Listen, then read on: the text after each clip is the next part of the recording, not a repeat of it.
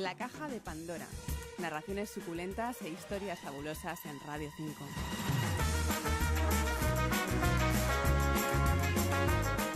Imaginemos una rueda de reconocimiento en una comisaría italiana. Tras el cristal se alinean los sospechosos habituales. Un mafioso siciliano, un camorrista napolitano, un ladronzuelo romano, un corrupto banquero milanés y, ahí a la izquierda, achaparrado y desprendiendo un olor intenso, un queso de Cerdeña. Un queso, créanlo o no, ilegal.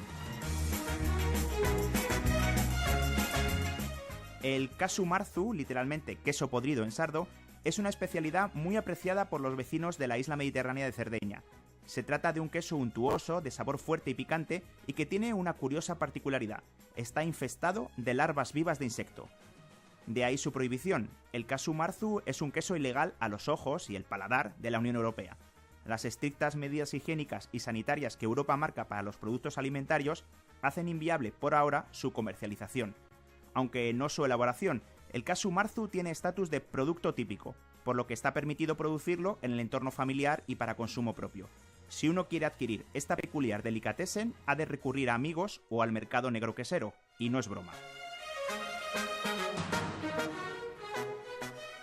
Esta variedad de queso de oveja lleva siglos elaborándose en Cerdeña. Para ello se emplean quesos de la variedad pecorino sardo y fiore sardo, a los que de forma voluntaria se permite que sean invadidos por la mosca del queso Ophiophylla casei, para que ésta deposite sus huevos. Cada mosca puede llegar a poner más de medio millar de huevos de una sola sentada. En el interior del casu marzu, los huevos eclosionan y miles de larvas blancas translúcidas comienzan a alimentarse del mismo, generando en el proceso una enzima que acelera la fermentación y descompone los ácidos grasos del queso. Este hecho es el que dota del sabor y la textura adecuados a este extraño manjar. Tras una espera de 3 meses, el proceso concluye y está listo para su consumo.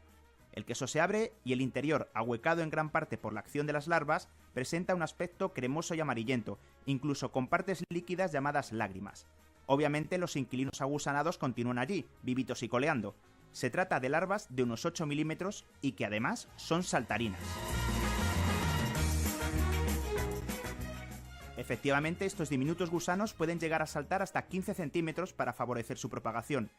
Llega entonces el momento de la degustación, es un decir.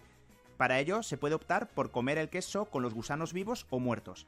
Si se decide la segunda opción, el queso se envuelve en papel o plástico para que los gusanos, privados de oxígeno, mueran. Durante este proceso, las agonizantes larvas intentan buscar aire como sea y comienzan a saltar desesperadamente. El característico sonido de los gusanos golpeando la bolsa añade un plus de bizarría a este de por sí extraño alimento. Si se opta por comer el queso con sus inquilinos aún retorciéndose, es importante protegerse los ojos. Los sardos suelen untar el queso en crujientes y delgadas láminas de pan carasau, el típico de la isla, pero antes de engullirlo es importante cerrar los ojos o cubrírselos con la mano para evitar que alguna larva saltarina vaya a parar al globo ocular. Así que ya saben, si les gustan las emociones fuertes, provéanse de un buen tinto italiano, un poco de pan carasau y un mucho de valentía para degustar este casu marzu. Y siempre de forma discreta, no sea que encima la gusanada experiencia les cueste una multa. Ismael Alonso, Radio 5, Todo Noticias.